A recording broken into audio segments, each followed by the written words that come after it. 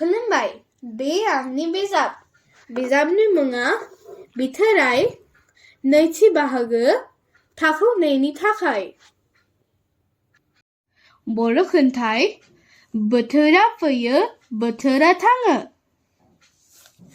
सैथो बैसाग उदां बोथोर महर सोलायो बिलाइ बिफांनि। जेथो आसार गोलोम बोथोर मन' फिथाइ बायदि बिफांनि। सावन भादोराव दैज्लां बोथोर मोजां आबाद मावनो। आसिन खाथियाव फैयो दुफां मोजां सेवालि बिबार बारनो। आघोन पुसोआव मेसें बोथोर खुवानि हिरि सिरियो। मागो फागुनाव गोजां बोथोर बिफांनि बिलाइ सिरियो। आंनि खन्थाइ रोजाबनायखौ मोजां मोनब्ला लाइक, शेयार, साबस्क्राइब आरो कमेन्ट खालामदो। गोजोन्थों।